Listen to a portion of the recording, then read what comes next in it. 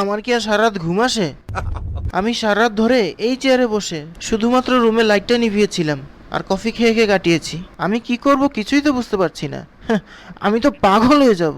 আমার কথা শোনো, ওই লোকগুলো এখানেও যে কোনো সময় আসতে পারে এবং আমাকে মেরে ফেলবে। আমি এটা কল্পনাও করিনি, বুঝেছো? আমি কখনো এর জন্য ল স্কুলে যাইনি। ওকে, আল্লাহর হস্তে বলো আমরা এখন কি করব?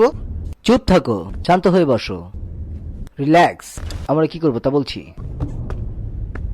আমাদের কোকেনগুলো কে নিয়েছে তা খুঁজে বের করব, তারপর ওদেরকে খুন করব। হ্যাঁ, বুদ্ধিটা ভালো। এটা একটা দারুণ আইডিয়া। দাঁড়াও দাঁড়াও দাঁড়াও দাঁড়াও, ও এখানে একজন রিটায়ার্ড কর্নেল আছে, তার নাম কর্নেল হুয়ান গার্সিয়া কোর্টেজ। ওই কর্নেল এই ডিলটার জন্য ভাইসিটির বাইরে জায়গা নির্ধারণ করেছিল। তার অনেক লম্বা হাত আছে, বুঝেছো? এখন শোনো, সমুদ্রে তার দামি প্রমোত্তরিতে এখন একটা পার্টি চলছে। সেখানে ভাইসিটি সবচেয়ে বড় ডনরা উপস্থিত থাকবে। আমিও দাওয়াত পেয়েছি, কিন্তু আমার যাওয়া হবে না, কারণ কোনোভাবেই যদি আমি বাইরে যাই এখন ঘরের দরজাতে আমার মাথা উড়ে দিবে। আমি বলছি চুপ করো, আমি নিজেই যাব। হে পুরাঞ্চাল ভাতেবার, এই কথাটা ঠিক, কিন্তু তুমি যদি এখন পার্টিতে এই জামাটা পরে যাও তাহলে কি অবস্থা হবে বলো তো? মানি জোতার কিছু রাখলা না মিয়া, কি জামা পরছো পোলাবাইনের মতো? কেন, এই জামা কি খারাপ নাকি? শোনো, প্রথমে তুমি র্যাফেলসের দোকানে যাবে, ওকে বলবে আমি তোমাকে পাঠিয়েছি, তারা তোমাকে সম্মান দেবে। ঠিক আছে, যাও।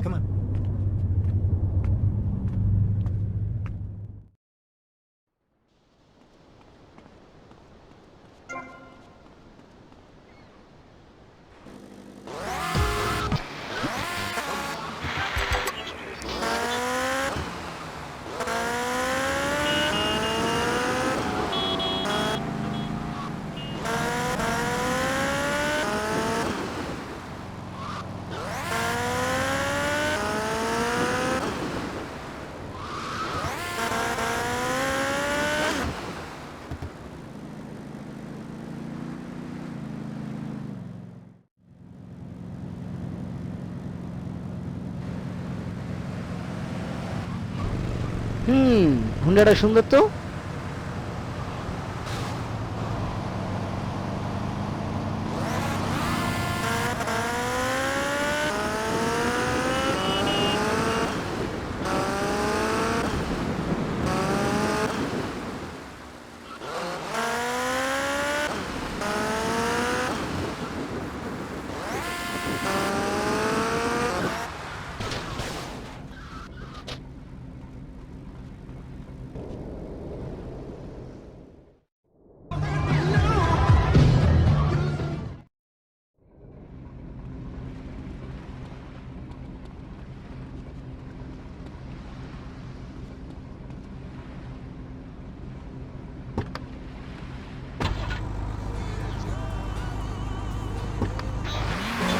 তুমি কি আমার বাবার হয়ে কাজ করবে?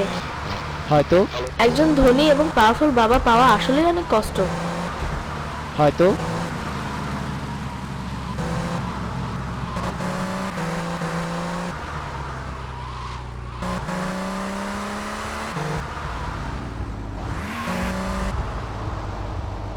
আবার দেখা হবে হ্যান্ডসাম। আমি জানি তোমার সাথে দেখা হবে।